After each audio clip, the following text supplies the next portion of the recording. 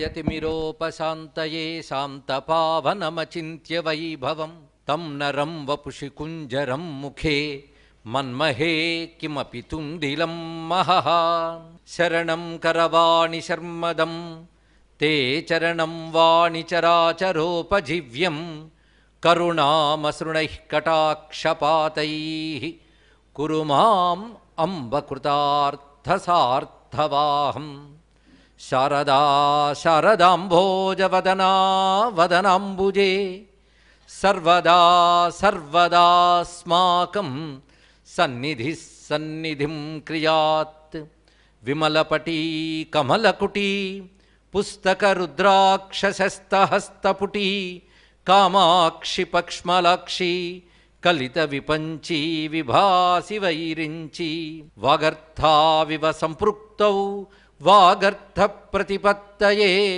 जगतः पितरौ वन्दे पार्वती परमेश्वरौ नारायणसमारम्भां व्यासशङ्करमध्यमाम् अस्मदाचार्यपर्यन्तां वन्दे गुरुपरम्पराम् नमो महद्भ्यो ऋषिभ्यो गुरुभ्यो नमः त्रयस्त्रिंशत्कोटिदेवतासहित गंगान्नपूर्णांबिका विशालाक्षी भवानी समेत श्री काशी विश्वेश्वर महाज्योतिर्लिंगस्वामिने नमो नमः।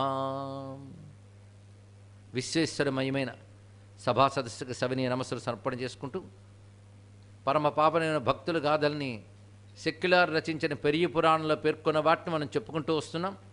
నిన్నటి రోజున కన్నప్ప నయనార్ వరకు వివిధ నయనాలని చెప్పుకోవడం జరిగింది. ఈరోజు వస్తున్న వారిలో ప్రధానంగా తమిళనాడు తిరుక్కడవూర్ అనొక ప్రాంతం ఉంది. దానికి కడవూరు తిరుక్కడవూరు రెండు నామములు వ్యవహరింపబడతాయి. అలాంటి చోట అమృత ఘటేశ్వరుడు అనేటువంటి ఒక విప్రుడు ఉండేవాడు.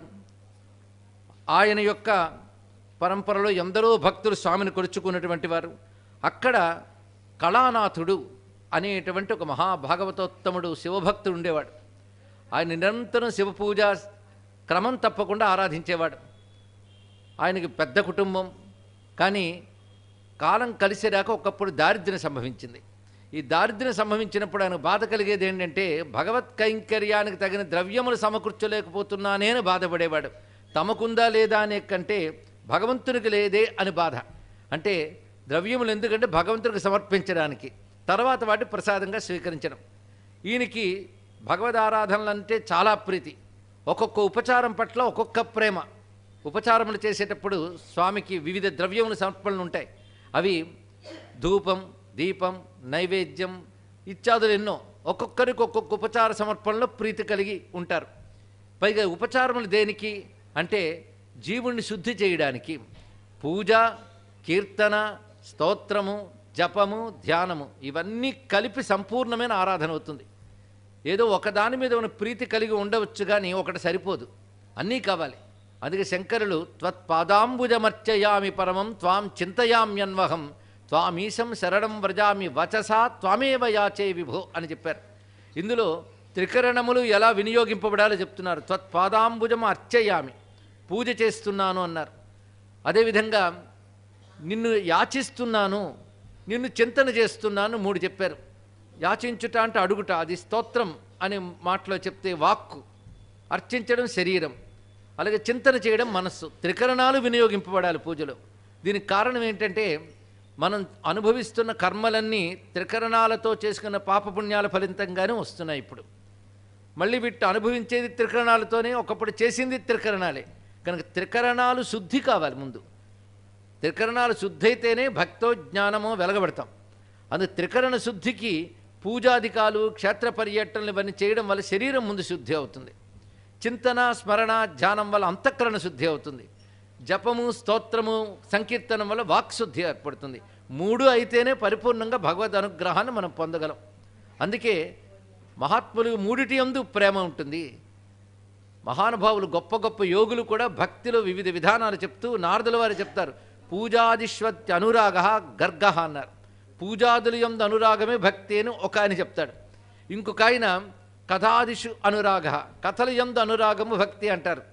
ఇలా ఒక్కొక్కరిది ఒక్కొక్క అభిప్రాయం. మొత్తానికి వీడి కథల యందు కాదు, పూజల యందు కాదు అనురాగం, భగవంతుని యందు అనురాగం. ఆ అనురాగంతో వీటి ద్వారా భగవంతుని పూజించాలని ప్రీతి. అలా ఒక్కొక్కరు ఒక్కొక్క విధంగా. ఇతడు గొప్ప శైవ జ్ఞానం కలిగిన వాడైనప్పటికి కూడా పూజాదుల యందు అనురాగం, స్వామికి ఉపచారము లోటు లేకుండా జరగాలని భావం కలిగినవాడు. అయితే ఈ దారిద్ర్యం తట్టుకోలేక ఇంట్లో రోజులు వెళ్ళమారడం కూడా కష్టమైన పరిస్థితి ఏర్పడింది. అప్పుడు భార్య కష్టకాలంలో ఉన్నాం కనుక ఈ మంగళసూత్రాలు కాస్త తాకట్టు పెట్టి డబ్బు తీసుకురండి, ఇంట్లో కావలసిన ద్రవ్యాలు తీసుకురండి అని చెప్తే ఇష్టం లేకపోయినా తప్పనిసరి బయలుదేరి వాటిని తాకట్టు పెట్టి డబ్బు తీసుకుని వస్తున్నాడు. వస్తూ ఉండగా త్రోవలో రకరకాల ధూప సామగ్రి అమ్మేవాడు కనబడ్డాడు. ధూపం వేయడం కూడా చాలా విశేషం ఉందండి. ఏదో అగరబత్తులు అమ్మడం, దొరకడం, పెట్టుకోవడం కాదు. ధూపములకు కూడా శాస్త్రం చాలా విధానాలు చెప్పింది. గుగ్గిలము, అగరు, సాంబ్రాణి ఇవన్నీ వింటూ ఉంటాం. ఇవి ఇప్పుడు రకరకాల రూపాలు వచ్చాయి, కానీ అప్పుడు వాటిని తీసుకొచ్చి సేకరించుకొని పద్ధతికి ఇచ్చేవారు. అలా ప్రతి ఉపచారంలో ఒక ప్రత్యేకత ఉంటుంది. నైవేద్యాల్లో కూడా ప్రత్యేకత ఉంది. ఆఖరికి తాంబూలం ఇవ్వడంలో కూడా ప్రత్యేకత ఉంటుందని ఏలా, లవంగ, కస్తూరి ఇత్యాదులు చెప్తూ, కస్తూరి, కర్పూరము ఇవన్నీ కలిపి చేసేది కర్పూర వీటిక అని చెప్తూ మనకు శాస్త్రాలు వర్ణించారు. శ్రద్ధాళువులైన వారు ఇవన్నీ శ్రద్ధగా సమకూర్చుకుంటారు. ఏదో చేసేమని కాకుండా ఇలా శ్రద్ధగా సమకూర్చుకోవడం కూడా ఒక ఉపచారమే నిన్ననే మనం చెప్పుకున్నాం. ఈ గుగ్గిలములు ధూప సామగ్రి వాడిని చూడగానే ఈయనకి చాలా ఉత్సాహం పెరిగిపోయింది. ఇన్నాళ్ళు స్వామికి ఏవి సమర్పించుకోలేకపోయాను, ఇప్పుడు ఇన్ని రకాలు దొరికే, మళ్ళీ దొరుకుతాయో లేదో అని చెప్పి అన్నీ మర్చిపోయి అక్కడున్న డబ్బుతో రకరకాల ధూప సామగ్రి కొనేశాడు. ఆ కొని ఏం చేశాడంటే, వస్తూ ఉండగా పెద్ద శివాలయం ఉంది అక్కడ సమీపంలో. ఆ శివాలయానికి వెళ్ళి తనివి తీరా ధూపములన్నీ శివునికి వేసి మైమరచిపోయి ఆయన కీర్తించి తర్వాత ఒంటిమి స్పృహస్తు తెలిసింది. ఇంటికి డబ్బులు తీసుకెళ్లకుండా మొత్తం ఖర్చు చేశాడు. ఇప్పుడు ఇంటికి ఏ ముఖం పెట్టుకు వెళతాడు అని బాధపడుతూ వెళ్ళేటప్పటికల్లా ఇల్లు పరిసరాలు మారిపోయాయి. కుచేలుడు తిరిగి వెళ్ళినప్పుడు ఇల్లు ఎలా మారిపోయిందో అలా మారిపోయింది మొత్తం కూడాను. ఆ గృహిణి ఆశ్చర్యపోయింది. మొత్తం సంపదలన్నీ మన సమకూరే, మీరు అలా వెళ్ళలేదో ఇవి ఇలా సమకూరాయంటే ఇది ఎంత ధన్యత అని. సర్వసమర్పణాభావం వల్ల వచ్చిన ఒక అనుగ్రహం తెలుసుకోవాలి ఇక్కడ. సర్వసమర్పణ, దీన్ని బట్టి ధూపాలు వేయడం వల్ల కాదు, తనదైన దైనందినమైనటువంటి గృహకృత్యాల అవసరాల కంటే కూడాను భగవత్ కైంకర్యమే ప్రధానమనేటువంటి ఒక భావం ఉన్నదే, ఆ భావానికి పరమేశ్వరుడు సంతోషించాడు. ఆయనకు అసలు పేరే గుగ్గులు కలయినాయనారని. కలయినాయనారైనప్పటికీ గుగ్గులు కలయినాయనారు, ఆయనకు అది ఎక్కువ ఇష్టంట. ఎందుకంటే ఈశ్వరుడికి ఒక్కొక్క ఉపచారానికి ఒక్కొక్క ఫలితం చెప్పారు. అందులో పుష్పకైంకర్యానికి ఫలితం ఏమిటి, ధూపానికి ఏంటి, దీపానికి జ్ఞానం ఫలంట, నైవేద్యానికి ఆయుస్తృప్తిశ్చ నైవేద్యాత్ అన్నారు. ఆయుష్, తృప్తి ఈ రెండు నైవేద్యం వల్ల కలుగుతాయి. కొందరు నైవేద్యం పెట్టాలండి అని అడుగుతూ ఉంటారు, మీరు తింటున్నారండి అని అడగాల్సి వస్తుంది. ఇక్కడ నైవేద్యం అంటే పెట్టడం వల్ల వచ్చే ఫలితం ఆయుష్, తృప్తి. దీపదానం వల్ల జ్ఞానం. ఇవన్నీ కూడాను ప్రధాన ప్రయోజనాలు. అవాంతర ప్రయోజనాలు మళ్ళీ ఉంటూ ఉంటాయి. అంటే ప్రధానంగా అది వచ్చినప్పటికి కూడా అవాంతరంగా కొన్ని వస్తూ ఉంటాయి. ఉదాహరణకు అభిషేకం వల్ల ఆత్మశుద్ధి ప్రధానం. కానీ అభిషేకంలో వివిధ ద్రవ్యాల సేవనాన్ని వివిధ ఫలాలు చెప్తూ ఉంటారు. పాలిస్తే ఏమిటి, పెరిగిస్తే ఏమిటి, ఫలితాలన్నీ శాస్త్రాలు ఉన్నాయి. అవాంతర ప్రయోజనం అంటారు. ప్రధాన ప్రయోజనం మాత్రం అభిషేకాత్ ఆత్మశుద్ధి. శాస్త్రం చెప్పిన మాటలు ఇవి తెలుసుకోవాలి. అభిషేకం వల్ల ఆత్మశుద్ధి కలగాలి.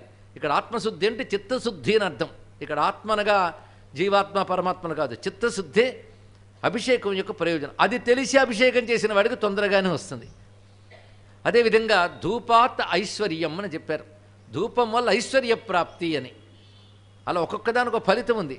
ఆ ఫలితం ఎవరికైనా కాలగతిలో క్రమంగా వస్తుంది. కానీ ఇతడి కైంకర్యానికి ఈశ్వరుడు సంతోషించి వెంటనే అంత ఐశ్వర్యాన్ని ప్రసాదించాడు.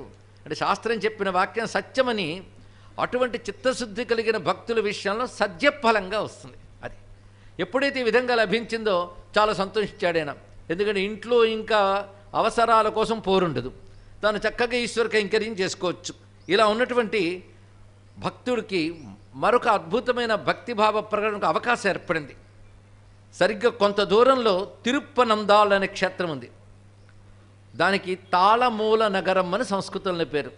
ఇది కలశీపురం అనే ప్రాంతానికి పశ్చిమం వైపు వస్తుంది. ఇక్కడ ఆ తాళమూల నగరంలో పరమేశ్వరుడు ఉన్నాడు. ఈశ్వర సేవకి దేవతలు వస్తారు, మానవులు వస్తారు. దేవ పూజలు మనకు కనబడరు, వాళ్ళు ప్రచ్ఛన్న రూపాలతో చేస్తూ ఉంటారు. మహాక్షేత్రంలో ఇది జరుగుతుంటుంది. కాశీక్షేత్రంలో కూడా వివిధ దేవతలు శివుని ఆరాధించే సమయంలో విధి విధాలుగా ఉంటాయని కాశీఖండం చెప్తున్నది. అలా ఒక గంధర్వ కన్యక నిత్యం వచ్చి శివపూజ చేసేది, మహాభక్తురాలు. అయితే శివపూజ చేసినప్పుడు ఏదైనా ఆటంకం వస్తే దేనివల్ల వచ్చిందో దాన్ని నరికేసేద్దటమే. అలా ఉండేది ఆమె. ఒకసారి శివునికి పువ్వులు వేస్తూ ఉన్నప్పుడు తను కాస్త వంగింది. ఇంకా కాస్త వంగితే పోక ముడి విడిపోయే అవకాశం వచ్చింది. కొంచెం ముడి విడింది. ఇంకా ముందుకు వంగినట్లయితే ముడి జారిపోయే ప్రమాదం ఉంది. వస్త్రం జారిపోతే పూజ చేయరాదు. ఇవి నియమములు. వస్త్రం ముడి వేసే ఉండాలి తప్ప వస్త్రం జారరాదు. అందుకు ఇప్పుడు ఇలా పువ్వులు వేయడానికి మరికాస్త ముంగితే వస్త్రం జారిపోతుంది. వస్త్రం జారితే నియమం దెబ్బతింటుంది. కనుక ఏం చేయాలి? ఎలాగైనా ఆ భాగం ఏదైతే నాకు ఆటంకం కలిగితే దాన్నే ఖండించాలని మనసులో అనుకుంది. కానీ ఈశ్వరుడు ఆ భక్తికి సంతోషించే శివలింగం ఆమె వంగిందండి. ఇక్కడ శివుడే ఆమె వంగాడు. వంగగానే పువ్వులు చక్కగా వేసుకున్నది. తర్వాత పూజ చేసుకుని వెళ్ళిపోయింది. కానీ వంగిన శివలింగం అలాగే ఉండిపోయింది. తర్వాత అక్కడ కైంకర్యం చేయడానికి వచ్చినటువంటి అర్చకులు చూసి, ఇదేమిటి, ఇది స్వయంభూ అనేటువంటి శివలింగం, ఇది వంగిపోతే ఎవరు తిన్నని చేయగలరు దీన్ని? కనుక వాళ్ళందరూ ఎందుకు వంగిందో తెలియక ఎవరి ఆలోచనలో వాళ్ళు ఉన్నారు. అది క్రమంగా ఊరు రాజు దగ్గరకు కూడా వెళ్ళింది. ఆయన మహాశివభక్తుడు ఆ రాజు కూడా. మళ్ళీ దీన్ని ఎలాగైనా తిన్నని చేయాలి అని నిర్ణయించుకుని మంచి బలిష్ఠులైన వారిని పిలిపించి వాళ్ళకి తగ్గ సంస్కారములు చేసి గర్భగుడిలోకి పంపాడు. దీన్ని తిన్నని చేయమని. వాళ్ళు ఎంత ప్రయత్నించారు కానీ కాలేదు. రాజు గనక ఏనుగుని పిలిపించాడు. ఆ ఏనుగులకి తాళ్ళు కట్టి శివలింగానికి తాడు కట్టి తిన్నని చేయడానికి చాలా ప్రయత్నం చేశాడు. అయినా అవలేదు. ఇలాంటి సమయంలో క్షేత్రాటన చేస్తూ అప్పుడు అక్కడికి వచ్చాడు గుగ్గులు కలయినార్. ఇందాక చెప్పుకున్న కళానాథుడు అనేన. ఆయన చూస్తుంటే, స్వామి మీ భక్తి గురించి చాలా విన్నాం, మీరేదైనా ప్రయత్నం చేస్తారా అని అంటే, మీరు ఏనుగులు కట్టారు వాటికి కట్టారు కదా, నా ప్రయత్నం నేను చేస్తానని ఒక తాడు తెచ్చి లింగానికి కట్టి ఇంకో తాడు దాని మెడకు కట్టుకున్నాడంట. ఇక్కడ కట్టుకుని దీన్ని లాగే ప్రయత్నం చేస్తాను. తర్వాత పరమేశ్వరుడు ఇచ్చ, ఎందుకంటే అలాగే ప్రయత్నం ప్రాణమే స్వామికి సమర్పిస్తాను, ఇంకేం కావాలి అని గట్టిగా లాగడం మొదలెట్టాడు. ఇక్కడ నెమ్మదిగా కోసుకుంటూ నెత్తురు రావడం మొదలెట్టింది. అయినప్పటికీ గట్టిగా లాగ్గానే ఈశ్వరుడు సంతోషించి తిన్ననైపోయాడు. ఆయనకి మళ్ళీ కంఠం సామాన్యమైంది. అంటే తన భక్తుడి యొక్క గొప్పతనాన్ని, భక్తి యొక్క గొప్పతనాన్ని చాటిస్తూ స్వామి అనుగ్రహించి అతడికి సంపూర్ణంగా నాయనారుగా ఆయనకి ఉన్నత స్థానాన్ని కల్పించాడు. అతడి గుగ్గులు కలయనార్, అతనికి కళానాథుడు అని పేరు. అయితే ఇతని అనంతర కాలంలో ఏ విధంగా తరించాడు అంటే, ఒకప్పుడు జ్ఞాన సంబంధుడు తిరునావక్కరసు, వాళ్ళ కథలు ఇంకా రాలేదు, వస్తాయి, గుర్తుపెట్టుకోండి. తిరునావక్కరసు అనే అప్పరే అంటారు. ఈ అప్పరు జ్ఞాన సంబంధుడు వారు అలా యాత్ర చేస్తూ కడవూరు వీళ్ళ ఊరికి వచ్చారు. వచ్చినప్పుడు వీరింటికే వచ్చేసారు వాళ్ళు. అంటే వాళ్ళు మహాభక్తులు. ముఖ్యంగా 64లో ఒక 4 అత్యంత ప్రధానం అని చెప్పుకున్నాం. ఒకరి కథ ముందే చెప్పుకున్నాం. ఇంకొక 2 రాబోతున్నారు. వాళ్ళ వల్ల ఎందరో తరించారు. వాళ్ళకి సమకాలీనులుగా ఎందరో నాయనార్లు ఉన్నారు. ఈ నాయనారు కూడా వాళ్ళకి సమకాలీనుడే. వారింటికి వచ్చి వీరింట్లో ఆహార స్వీకారం చేశారు. ఈయన స్వయంగా భోజనం పెట్టాడు. భాగవతోత్తములు సేవించాను కదా అని తృప్తి పొందాడు. అటువంటి అతడు క్రమంగా భగవద్ ఆరాధన చేస్తూ ఈశ్వరానుగ్రహం వల్ల దీర్ఘాయువు పొందినవాడే ఆయువంతా భగవత్ కైంకర్యానికి వినియోగించి సిద్ధి పొందిన గొప్ప నయనారు గుగ్గులు కలయ నయనార్. దీనికే కళానాథుడు అని పేరు. మానవిక్రముడు అనేటటువంటి ఒక సైన్యాధిపతి వంశాలకు చెందినటువంటి వారు ఉన్నారు. ఎందుకంటే క్షత్రియుల్లో అనేక రకాలు ఉంటారు, రాజుల్లో కూడాను. కొందరు పాలన చేసేవాళ్ళైతే, కొందరు వివిధ పదవుల్లో ఉన్నటువంటి వాళ్ళు ఉంటారు. ఎందుకంటే ఆ వంశంలో వాళ్ళు అందరూ పాలకులు కారు కదా, ఒక్కొక్కరు ఒక్కొక్క విధమైన అధికారములు చూస్తుంటారు. అలాగే సైన్యాధిపతి వంశానికి చెందినటువంటి వారు ఉన్నారు. వాళ్ళు కంజరూర్ అనేటువంటి వంశం వాళ్ళది. అందులో ఈ మానవిక్రముడిని మానకంజర్ అని కూడా అంటారు. అసలు కంజరూర్ అనే శబ్దానికి ఉత్తముడు అని అర్థం ఇక్కడ. అలాంటి మానవిక్రముడు గొప్ప శివభక్తుడై తమకి సంతానం లేదని ఆ పరమేశ్వరుని ప్రార్థన చేసుకున్నాడు. పరమేశ్వరుని అనుగ్రహంలో ఒక కుమార్తె కలిగింది. ఆ కుమార్తెను కూడా చక్కగా ఈశ్వర ప్రసాదం అనే భావనతో పెంచడం చేత చాలా గారాభంగా పెంచాడు. ఆమె కూడా యోగ్యురాలైంది. యుక్త వయస్సు వచ్చినప్పుడు ఆమెకు వివాహం చేయాలని సంకల్పించుకున్నారు. అప్పుడు వరుడుగా ఎవరిని తీసుకున్నారంటే కలిక్కామ నాయనార్. కొంచెం గుర్తుండి ఉంటుంది కలిక్కామ నాయనార్ గురించి చెప్పిన అంశం. ఈ కలిక్కామ నాయనారు సుందరార్ కాలంలో ఆయన కనబడితే నరకేస్తాన్ని కత్తులు నూరేడే ఆయన, వీరమిండెడు కాదు, కలిక్కామ నాయనార్. అప్పుడు ఆయన కడుపు నొప్పి తెప్పించాడు, ఇది విన్నాం కదా. అప్పుడు ఈయనే చికిత్స చేస్తాడు తన పాటతో సుందరార్ వెళ్ళని ఆయన. ఈ కథ జరిగేటప్పటికి వివాహం కాలేదు గనకనే ఇక్కడ పూర్వ కథ ఇప్పుడు చెప్తున్నది, అక్కడ చెప్తున్నది అనంతర కథ. ఈ కలిక్కామ నాయనారికి తన అమ్మాయిని ఇవ్వాలని అనుకున్నారు. ఎందుకంటే అతడు చాలా యోగ్యుడైనటువంటి వాడు, అతడు సైన్య వంశానికి చెందినటువంటి వాడు గనక తగిన వరుడు అనేటువంటి భావనతో సంబంధం కుదిర్చారు. వివాహం చక్కగా ఏర్పాట్లు అయ్యాయి. ఇంకా పెళ్లి కొడుకుని చేసి అతన్ని తీసుకొచ్చారు. ఇంక ఈమెను పెళ్లి కూతురుగా కూడా తీసుకొస్తుంటే అక్కడికి ఒక కపాల సంప్రదాయానికి చెందిన కాపాలికుడు అక్కడికి వచ్చాడు. కాపాలికుడైన శివభక్తులు ఒక సంప్రదాయం, అది మనం అనుసరించవచ్చు, అనుసరించకపోవచ్చు. కానీ శివభక్తులు వివిధ సంప్రదాయాలు ఉంటాయి. కాపాలిక సంప్రదాయం ఒకటి, పాశుపత సంప్రదాయం ఒకటి, అందులో వీర పాశుపతను మరొకటి. కొన్ని తీవ్రమైన, ఇప్పుడు అఘోర మతం ఒకటి ఉంది, మనం చూస్తుంటాం. ఈ అఘోర మతం మనకు స్వీకార్యం కాదు, కానీ అదొక మతం, అదొక సంప్రదాయం. వీళ్ళందరూ శివభక్తికి సంబంధించిన వాళ్ళే. వాళ్ళు కనబడినప్పుడు శివభక్తులుగా గౌరవిస్తే చాలు, అవి మనం అనుసరించనక్కర్లేదు. అది మనం కూడా అఘోర సంప్రదాయంలో బయలుదేరదామని వెక్కర్లేదు. ఎందుకంటే చక్కగా ఆదిశంకర సంప్రదాయంలో, వైదిక సంప్రదాయంలో ఉన్నవాళ్ళు అటు ఆకర్షితులు కానక్కర్లేదు. కానీ ఆ సంప్రదాయం దానిది, ప్రధాన్ని గౌరవిస్తాం. అలాగే ఈ కాపాలిక సంప్రదాయం ఉంది. ఏమైనా శివుడు అందరికి కావలసిన వాడే. ఈ కాపాలిక సంప్రదాయంలో ఉన్నవాడు సరిగ్గా అక్కడికి వచ్చాడు. పైగా దానికి తగ్గట్టుగా వీర సిద్ధాంతానికి చెందినవాడు కనుక అలంకారం కూడా అలాగే ఉన్నది. ఆయన తిన్నగా వచ్చి ఎప్పుడైతే కూర్చున్నాడో మహాశివభక్తుడైనటువంటి మారవిక్రముడు ఆయనకి పాదపూజ చేసి, మంచి సమయానికి వచ్చారు, మా అమ్మాయి పెళ్ళి యోగ్యుడైనటువంటి వానితో జరుగుతున్నది, ఇలాంటి సమయంలో మీరు రావడం మా భాగ్యము, మీకు ఏది కావాలో చెప్పండి, సమకూర్చుతామన్నాడు. అతడు, నేను కుటీరం వేసుకుంటున్నానయ్యా. ఆ కుటీరం వేసుకున్నాడు మా సంప్రదాయం ప్రకారంగా అందమైన కేశములతో వాటికి పైన అల్లాలి. పైన వేసినటువంటి ఆ కర్ర పొలన్ని కట్టేటప్పుడు అందమైన కేశములతో కట్టాలి. అలా కట్టే వాటిని వెతుక్కుంటూ వస్తున్నాను, కొంతమేరకు సేకరించగలిగాను. ఇప్పుడు చూస్తుంటే మీ అమ్మాయికి ఒత్తైనటువంటి కేశములు ఉన్నాయి, ఇవి కానీ ఇస్తే నేను ఆ కుటీరం అల్లుకుంటాను అన్నాడు. ఏది పెళ్లి కూతురుగా కూర్చునిందాం. అప్పుడు ఆ మాట అన్నాడు. ఎప్పుడో ఇటు అటు ఆలోచించకుండా ఆ మారనారు, అయ్యా నా కూతురు, అల్లుడేమనుకుంటాడో వెయ్యింకులు ఏమనుకుంటారో కూడా ఆలోచించకుండా వెంటనే జుట్టు ఎత్తి కత్తితో కోసి ఆయనకి ఇచ్చేట. ఇచ్చిన వెంటనే అతడు తన అసలు రూపాన్ని చూపించి ఆమెకు మళ్ళీ కేశపాసాలను అందించి అనుగ్రహించి, నువ్వు నాయనారుగా యోగ్యుడు అవుతావు అని చెప్పి ఆ మారనాయనారిని ఈ విధంగా అనుగ్రహించాడండి. ఇది విన్నప్పుడు కూడా మనం మునుపు చెప్పిన వృత్తాంతములని తెలుసుకోవాలి.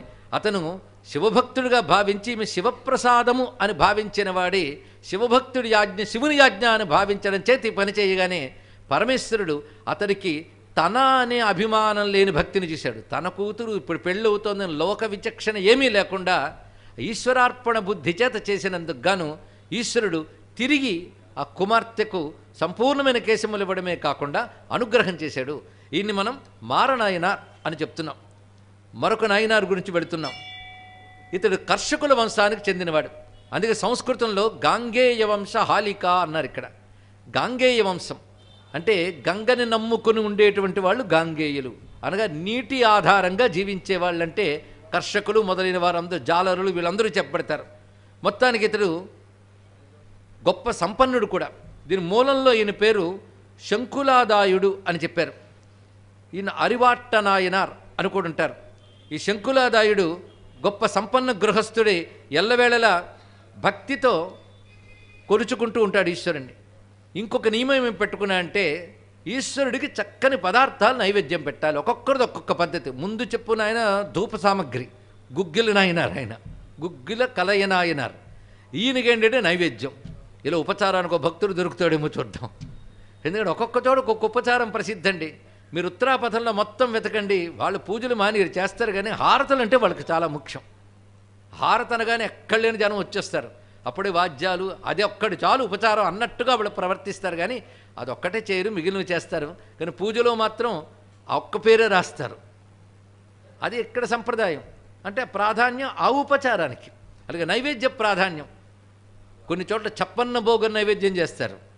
అంటే మొత్తం 56 రకాలుగా వండి ఆయన నైవేద్యం పెట్టడం మనం చూస్తుంటాం. మరికొన్ని చోట్ల అన్నకూటమని చేస్తూ ఉంటారు. అన్నాభిషేకంలో అనేక రకాల ఉపచారాలు. అయితే ఇవన్నీ శాస్త్రచోదితమైన ఉపచారాలే. వాటిని ప్రీతిగా చేసుకోవడం అనే దాంట్లో తేడా అయ్యే తప్ప ఇవన్నీ ఉంటాయి. అయితే పూర్వ సంస్కారములను అనుసరించి ఒక్కొక్కరికి ఒక్కొక్క దాని ఎందు ప్రీతి కలుగుతూ ఉంటుంది. ఇతనికి ప్రీతి ఏమిటంటే స్వామికి అనేక రకాల నివేదనలు తయారు చేయడం. దానికి ఆయన భార్య కూడా సహకరించేది. ఈ నివేదనలు తయారు చేసి ఆలయ సమీపానికి తీసుకెళ్లేవారు. ఇక్కడ ఆలయంలో మాత్రం అక్కడ అర్చకులు నియమంగా పెట్టేదే నైవేద్యం పెడతారు, కానీ ఎవరు వండి తీసుకొచ్చింది పెట్టరు. అది కూడదు కూడా, శాస్త్రం ఇది తెలుసుకోవాలి. ఎందుకు కూడదని ప్రశ్నించరాదు. అసలు మామూలుగా సంప్రదాయం కలిగిన వారే ఒక చోట వండి తీసుకొచ్చిన భోజనం చెయ్యరు. ఎందుకంటే అన్నం అంత ప్రయాణం చేసి రాకూడదు. ఇవన్నీ నియమాలండి. అన్నాన్ని ఆశ్రయించి అనేక శక్తులు ఉంటాయి. నైవేద్యముల వల్ల అనేక రకాలైన కర్మల క్షయం అవుతాయి. అంత విశేషమైన ఫలితం ఉంటుంది. అందుకే నైవేద్యాల్లో కూడా మహానైవేద్యాలు అనే శబ్దాలు వాడుతుంటారు. మహానైవేద్యం అంటే మనం అనుకుంటాం ఇంట్లో అన్నం వండి పెట్టడం మహానైవేద్యం కాదు. ఒక మహానైవేద్యం గురించి శివపురాణం వర్ణిస్తుంది. అది చెయ్యాలంటే ఎన్ని పుట్ల ధాన్యం వండాలి, ఎన్ని రకాల పదార్థాలు పెట్టాలి, ఎంతమందికి పెట్టాలో చెప్తాడు శివుడికి పెట్టిన తర్వాత. అది మహానైవేద్యం. అంటే ఇంట్లో అన్నం పెట్టడం కూడా మహానైవేద్యం అనుకుని రోజులు వచ్చేసాం మనకి ఇక్కడ. కానీ పరమేశ్వరుడికి శుద్ధమైన అన్నం పెడితే చాలు. కాస్త పెసరపప్పు వద్దో ఖర్జూరం పెడి దానికి ఈశ్వరుడు చాలా సంతోషిస్తాడు. అది కూడా లేకుండా ఇల్లున్నది అంటే ఆ ఇల్లు ఇల్లే కాదు, కొంప అవుతుంది. ఇక్కడ భగవంతుడికి నైవేద్యం పెట్టని గృహము కాదు. ఈశ్వరుడికి నైవేద్యం పెట్టి తిన్నదే ప్రసాదం. ప్రసాదం తిన్నవాడినే భారతీయుడు అంటారు, తెలుసుకోండి. పదార్థం తిన్నవాడు కాదు. అన్న నియమాలు ఇన్ని ఉంటాయి. అలాగే ఎక్కువ దూరం వండిన తర్వాత ఎక్కువ దూరం ప్రయాణం చేయకూడదు అన్నం. అది స్వామికి నివేదన జరగాలి. ఇవన్నీ సంప్రదాయములు. శ్రోత్రియులైన వాళ్ళు అలా ఒక చోట వండి ఇంకో చోట తెచ్చుకు తినరు. అక్కడ నివేదన చేసి అక్కడ ఇంకా ఇంట్లో కూడా ఒక గది నుంచి మరొక గదికి దూరంగా ప్రయాణం చేయకూడదు. ఇవన్నీ నియమాలు. ఇప్పుడు చెప్తే ఆశ్చర్యాలు, అప్పుడు చెప్తే అలవాట్లు. ఎంత ప్రేమ అంటే శివుడు స్వీకరించాలి అనుకోవడం వల్ల శివుడు స్వీకరించేవట తీసుకుని. పైగా అందులో మామిడి వరుగులు ప్రత్యేకంగా చేసి తీసుకొస్తే శివుడు ఒకసారి నాకు చాలా నచ్చే అన్నాడని ఇస్తే ఇతడు అంత ప్రీతిగా ఇస్తున్నాడు కదా అని అవి పరపరా నములుతున్న చప్పుడు వినబడేది. శివుడు వాటిని చప్పరించడం, నవలడం, చప్పుడు కూడా వినబడేది. అప్పుడు ఈయన ఆనందించేవాడు, అమ్మయ్య తిన్నట్టు తృప్తి పడేవాడు. ఇలా నిత్యం నివేదన చేయడం. ఇలా ఒకరోజు చూస్తే పెద్ద వాన, పండడానికి ఇబ్బంది, తిరిగి తీసుకురావడానికి ఇబ్బంది అయినటువంటి పరిస్థితి. అలాంటి సమయంలో ఎలాగైనా స్వామికి నివేదనలో ఇబ్బంది రాకూడదని చెప్పి భార్యను ప్రేరేపించి ఇద్దరూ కలిసి కష్టపడి వంట పదార్థాలు తయారు చేసుకుని వెళుతూ ఉంటే అది వండడానికి ఆ రోజు చాలా ఇబ్బంది కలిగింది. వెళుతూ ఉంటే తోవలో కాలు జారిపడి పదార్థాలన్నీ పడిపోయాయి. దానితో ఒక్కరోజైనా శివుడికి నైవేద్యం లేకుండా జరిగింది కదా అనేటువంటి బాధ తట్టుకోలేక సమీపంలో దొరికిన కొడవలు తీసుకుని గొంతు కోసుకోవాలనుకున్నాడు. ఇక్కడ అంటే నియమానికి ఇబ్బంది ఏర్పడింది అని. అప్పుడు పరమేశ్వరుడు నేలమించే చెయ్యి చాచి అతను నా పెట్ట తింటానయ్యా చూడు అని నేల మీద పడ్డ వరుగే తీసుకుని పరమేశ్వరుడు తిని అప్పుడు తింటున్న చప్పుడు వినిపించేట్టు చేశాడు. ఇక్కడికి నిజానికి తిండి కావాలా, నేల మీద పడ్డది ఏదైనా ఆయన ఇస్తే మాంసం ముక్కలు తినలేని ఆయన భక్తుల్లో ఇచ్చినటువంటి సమర్పణా బుద్ధిని చూసి పరమేశ్వరుడు అంత సంతోషించాడు. దీనికి ప్రమాణంగా శివపురాణంలో ఏం చెప్తున్నాడంటే, శ్రద్ధ కలిగిన వాడు చేసే పూజను నేను స్వీకరిస్తాను. అంతేగాని ఒకరోజు శ్రద్ధ ఒకరోజు బద్ధకం ఇలాంటి పూజలు ఏమిటి? ఆ శ్రద్ధ అనేది ఒక్కరోజు నియమం తప్పినా గొంతు కోసుకుంటానన్నటువంటి ఆ భక్తుడు యొక్క నిష్ఠ చూస్తే పరమేశ్వరుడికి మూడొస్తే ఒకలా మూడు లేకపోతే ఒకలా అని కాకుండా శ్రద్ధతో చేసేవాడు నిరంతరం ఎలా ఉంటాడో దీన్ని బట్టి తెలుసుకోవాల్సిన అంశం. అది శ్రద్ధామయ్యస్తి చేత్పుంసాం ఏనకేనాపి హేతున వశ్య స్పృశ్యశ్చ దృశ్యశ్చ పూజ్య సంభాష్య ఏవచ అని స్వామి స్వయంగా అమ్మవారితో శివుడు చెప్పినట్లుగా శివపురాణం చెప్తున్నది. ఏ కారణం చేతనైనా నాపై శ్రద్ధ కలిగినట్లయితే, ఏ కారణం చేతనైనా అనే మాట చాలా విశేషం అండి. శ్రద్ధామయ్యస్తి చేత్పుంసాం ఏనకేనాపి హేతున అంటే అర్థం ఏమిటి? వాడు పెద్ద శాస్త్రవేత్త కావచ్చు, శాస్త్రము ద్వారా శ్రద్ధ కలగచ్చు, కొందరికి ఏమీ తెలియకపోవచ్చు. కానీ ఆ శివుడు నిన్న కన్నప్ప శాస్త్రములో తెలుసుకుని శివలింగమును పూజించినా గొప్ప పుణ్యము కలుగును అనుకున్నాడా అని చూస్తూనే సహజంగా మనసు కరిగిపోయింది. అది రావడానికి ఎన్ని జన్మల తపస్సు ఉండాలండి. అది రాయనే భావం ఇసుమంతు కూడా లేదు. అందుకేగా నువ్వు తినకపోతే ప్రాణాలు వదిలేస్తానన్నాడు. ఆ శ్రద్ధని మనం వర్ణించగలమా? శ్రద్ధ యొక్క పూర్ణ దశ అది. అలాంటి శ్రద్ధ ఏ కారణం చేతనైనా అంటే అది అందులో చెప్తున్న అంశం. ఒక శాస్త్రము తెలిసిన మహానుభావుడికో శ్రద్ధ కలగవచ్చు, ఏ శాస్త్రము తెలియని అమాయకుడికి ఒక విధంగా శ్రద్ధ కలగవచ్చు. నిన్నెవరో అన్నారు వాళ్ళందరిది మూఢభక్తి అని. ఆ మాట అనరాదు, గాఢభక్తి అనాలి. ఇక్కడ మూఢత్వాన్ని ఎలా అంటాం? మనకి భౌతికమైన స్పృహ ఉంది గనక అయ్యో ఇది ఎలా కోల్పోతామో. ఇందాక కథలోనే జుట్టుపట్టుని తీసేస్తారండి ఎవడైనా, అంత మూఢత్వం కాకపోతే. అంటే ఇది నా కూతురు, ఆమె జుట్టు, ఈ భావమేమీ లేకుండా ఈశ్వర భావం ఉన్న స్థితిలో వెళ్ళినప్పుడు అది తదేక నిష్ఠత కూడా శ్రద్ధ అవుతుందే తప్ప దాన్ని మూఢం అనకూడదు. కనుకనే కన్నప్పది మూఢభక్తి అని పొరపాటును కూడా అనకూడదు. ఒకవేళ ఎప్పుడైనా అన్నట్లయితే లెంపలేసుకోండి ఇక్కడ. అనేది గాఢభక్తి, గాఢమైన భక్తి దొరకడం మహా కష్టం.